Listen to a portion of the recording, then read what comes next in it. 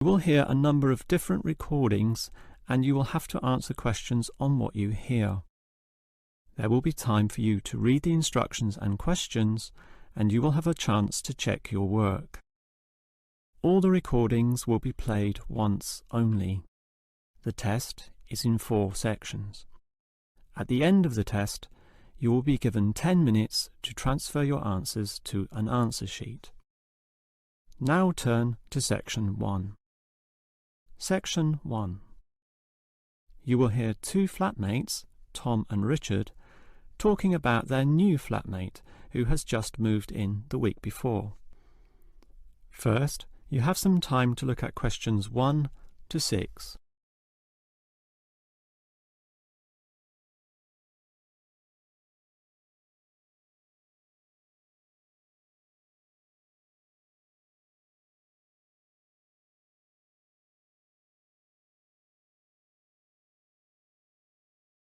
Now we shall begin.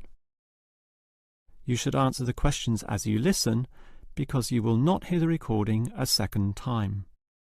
Now listen carefully and answer questions 1 to 6. Hi, Richard. I'm glad I caught you here. Can I just talk to you about something? Our new flatmate, Anders, is not quite what I had hoped. I was wondering if you shared my concerns about some of his behaviour. Yes, Tom, I know what you mean, but we can't be entirely negative. He has good points. I mean, at least he's quiet. He doesn't play loud music all night or bother others or turn his TV up, disturbing everyone. Sure, he's quiet, but remember our last flatmate? He'd say hi to you and smile and treat everyone politely.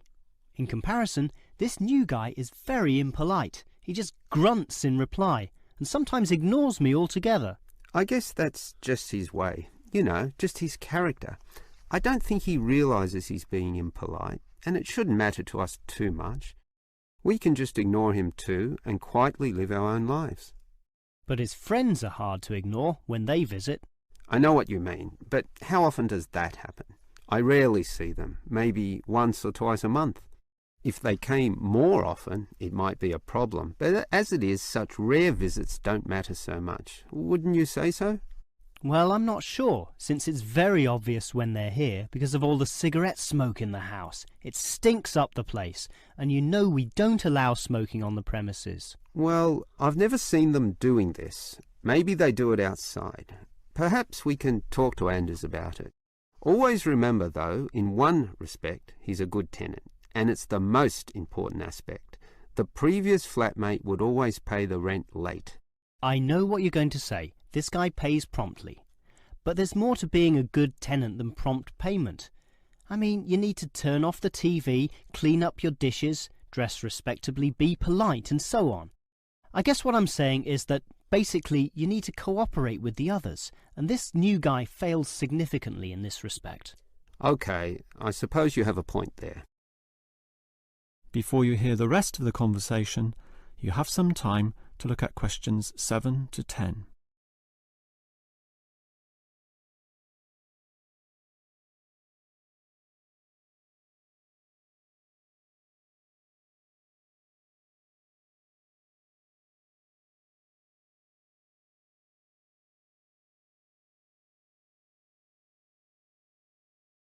Now listen and answer questions 7 to 10.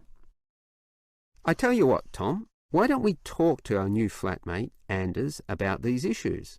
If we throw him out, we'll have to go to all the trouble of finding another flatmate, who might not necessarily be much better. So, let's give the current guy a chance. Here, I've got a piece of paper, so let's make a short list of issues to discuss with him. Get it out into the open. Sure, we'll give him one more chance. So write communication, and let's tell him to... Well, we can't change a person's personality overnight. So why don't we have a weekly tenants meeting and we can just ask him to attend. That way we can get to know him better. I'll write attend meeting and we can take it from there. OK, but we have to tell him about his friends. They can't just do whatever they want. Write a heading friends and then write don't smoke anywhere, inside or outside. Well, Instead of being so direct and possibly causing offence, I'll just write follow rules and verbally mention the rules. TV off by 10 p.m, no loud music or bad behaviour, including smoking. OK, do that, but I still think we need to specifically mention that last issue. You know how I can't stand the habit, so I'd like this to be another and separate point. Cigarettes, strictly forbidden. And it's important to include the strictly here. Can't pussyfoot around too much. Sometimes directness is necessary. OK, I'll write that. Forbidden. OK. And what about cleaning duties? Anders is a little too relaxed about that.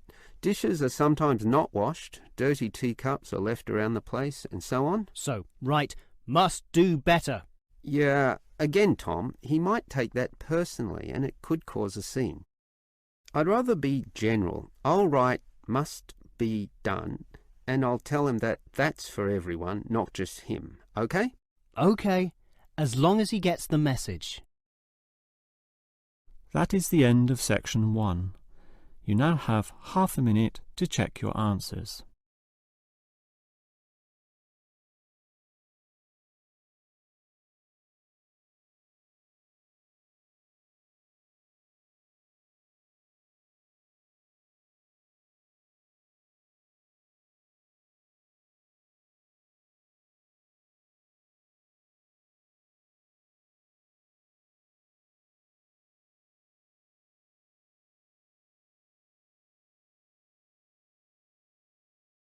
Now turn to section 2. Section 2. You will hear a first aid officer talking to a group of factory workers about emergency first aid. First, you have some time to look at questions 11 to 17.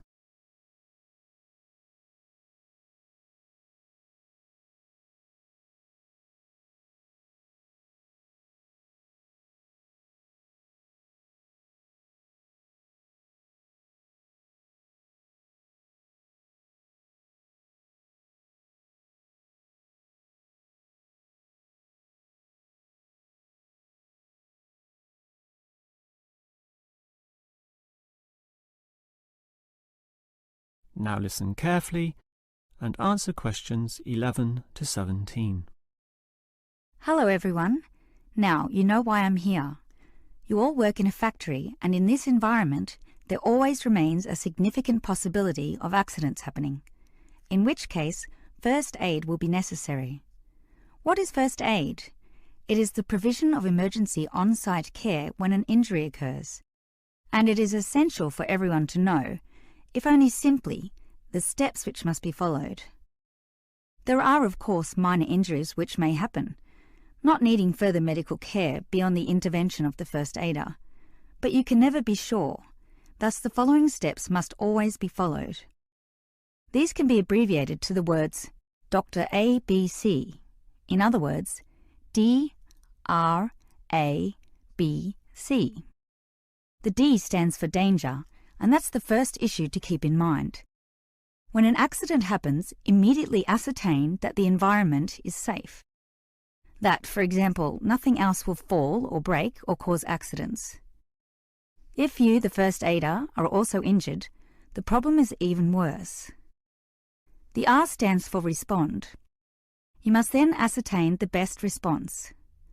Once all the danger has been eliminated and the distress calls sent out, the appropriate action is, obviously, to help the injured party. Alright, that leads to A, which stands for airway. In order to stay alive, all people need to have an open airway to allow breathing. A conscious person will automatically clear their own airway. But if unconscious, this may not happen. The brain is stopped or hindered from properly directing the body, and, obviously, in the worst case, death can result. For this reason, the injured person is normally put into the recovery position. Placed on the side, tilting the head back and ensuring that there are no blockages in the mouth. To free any such blockages, the back can be slapped or the chest compressed, allowing anything to be spat out. Now that the airway is free, check for B, or breathing.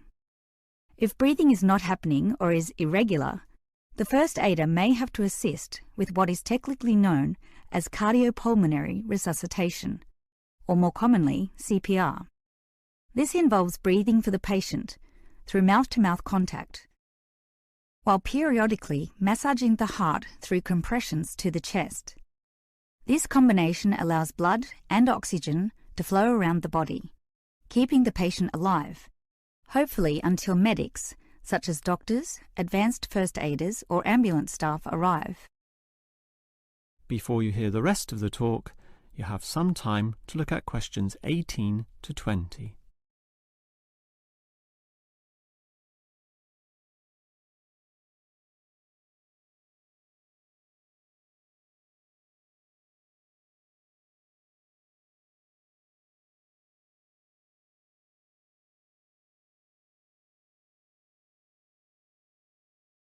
Now listen and answer questions 18 to 20. Now, it's certainly good to have knowledge of emergency first aid, but, obviously, the best situation is simply not to have accidents occur in the first place. For that, you need to be aware of safety issues, but just saying "be aware" does not usually achieve much. It is more important to have an appointed person whose job is to ensure awareness and work safety. Safety inspections would obviously be part of their job, whereby they can make sure, for example, that the first aid boxes are fully equipped. Another idea is to put posters on the walls, but, interestingly, research has proven that these tend to be ignored, becoming just part of the wallpaper, seen but not put into practice. It is much better if everyone is just instilled to not be reckless, that is, to not rush into situations without thinking about the possibility of accidents. And instilling this mindset is part of the job of the safety officer. Some other suggestions are ongoing first aid training and no accident reward or star systems. These have had some success, but nothing beats a regular meeting, say once a month, in which the subject of safety is brought to the attention of everyone, and any outstanding issues related to this are thoroughly discussed. That is the end of section 2. You now have half a minute to check your answers.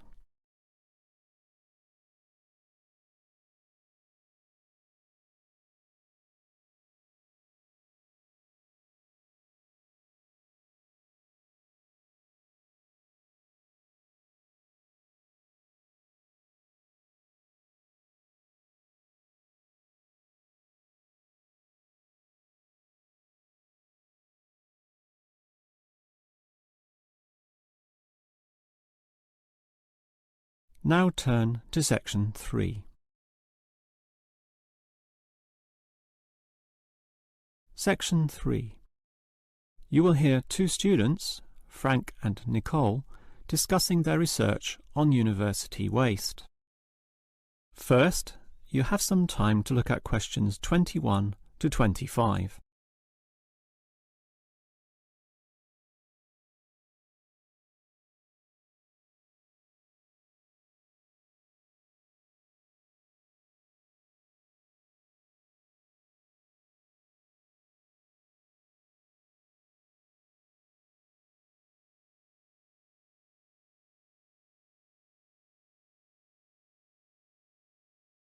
Now listen carefully and answer questions 21 to 25. Hi, Nicole. As you know, we've got to decide on the best ways this university can reduce its waste. You inspected the eastern campus and I did the western buildings. Did you do all the interviews as well? Yes, I interviewed all the staff, who made some good observations, and I interviewed some of the students. The students said little that was interesting. They don't seem to care that much. It was the cleaners, surprisingly, who revealed the most relevant facts. That's not surprising to me. They empty all the bins, so they see the waste firsthand, whereas the staff just throw things away without thinking. What item was most commonly disposed of? Well, it really depended on where I interviewed. In the cafeteria precinct, obviously paper plates and cups were thrown away all over the place. There was almost no attempt at recycling. However, across the university in general, it was paper copying that filled up most bins, far more than plastic or other forms of waste. Do people care about this then? Well, some do, if you can believe them. I must have interviewed about 30% of customers in the cafeteria, and the results were mixed. Out of all the people I interviewed, well over half, maybe about 55% of them, were quite honest about it, telling me that they had little concern. The other fraction, 45%, were more troubled. Yes, but do they do anything about it? Surprisingly, quite a significant percentage do something, even if they aren't particularly concerned. I mean, small things. About 10% bring their own cups to the cafeteria, for example, and at least 1/3 said they use recycling bins. So, in total, it's an equal split between those who do something or those who don't. So why do so many people remain inactive, particularly over an issue they should care about more? I think they do care, and many of them are prepared to do something. Obviously, there's an element of laziness, but I'd say that it's relatively small. If they knew what to do, and if stringent systems existed, or if the importance of this was made clearer to them, I'm sure you'd see a much larger percentage of people actively working towards helping our environment. Well, there's cause for optimism at least. Before you hear the rest of the conversation, you have some time to look at questions 26 to 30.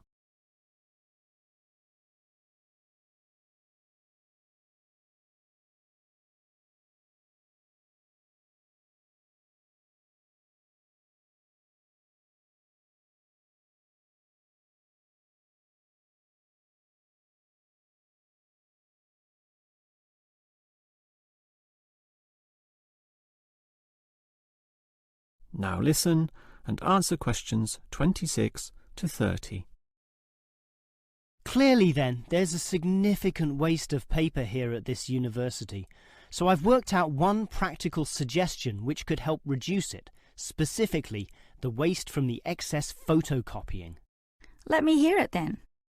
Obviously, for a start, we've got to ensure that everyone, including the staff, without exception, copy both sides of a page.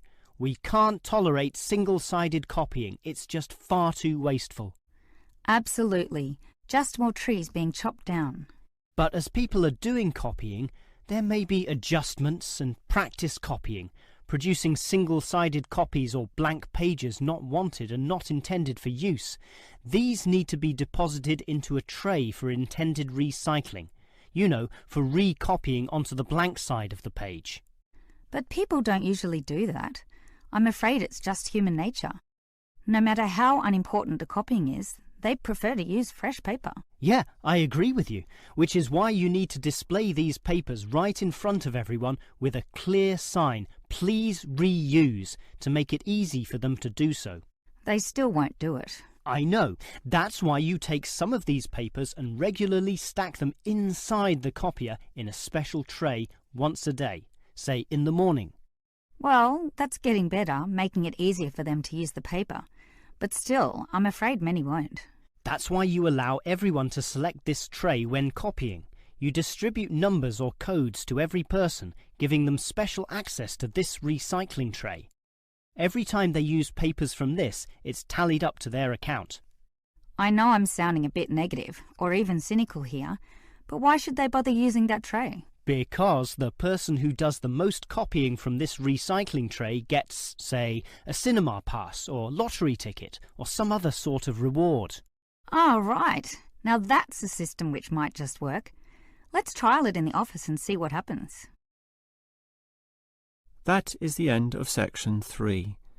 You now have half a minute to check your answers.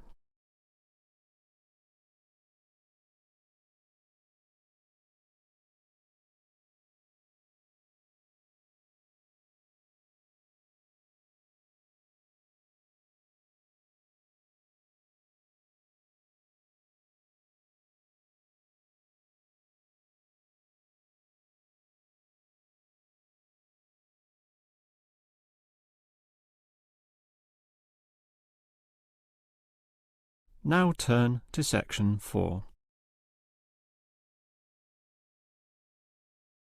Section 4. You will hear a lecturer discussing techniques for removing carbon dioxide from the atmosphere. First, you have some time to look at questions 31 to 33.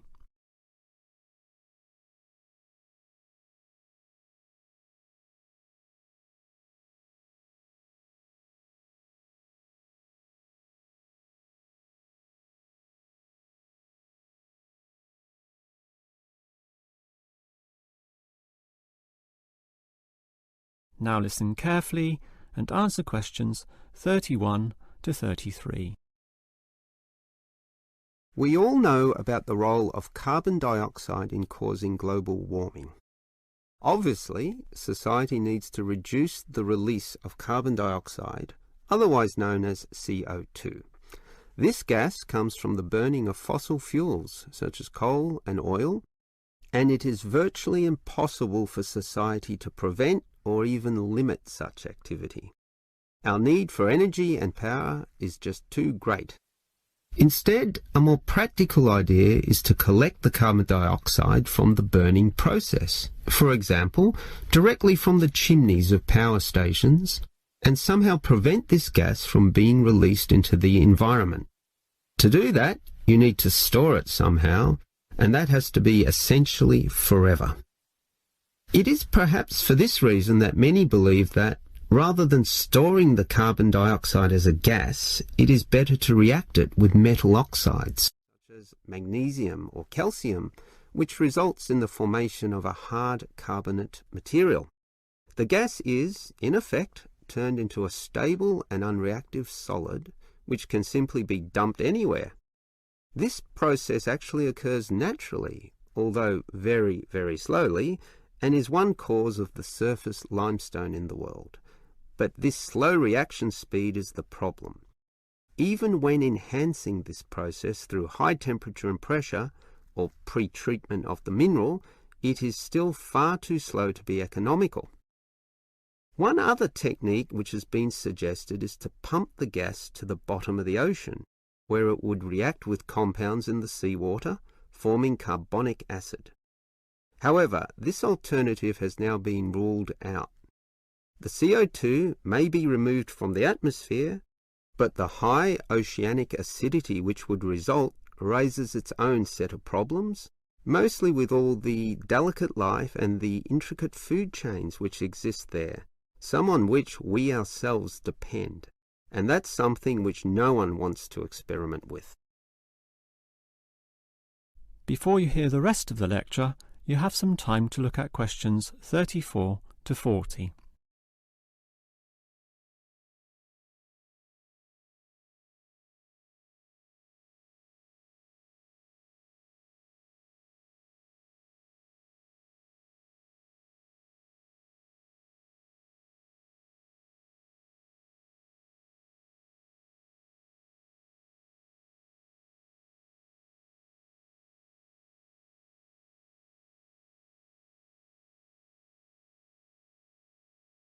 Now listen and answer questions 34 to 40. Perhaps because of the lack of alternatives, the most commonly discussed solution to the problem of disposing of carbon dioxide is to pump the gas underground, a technique known as geosequestration.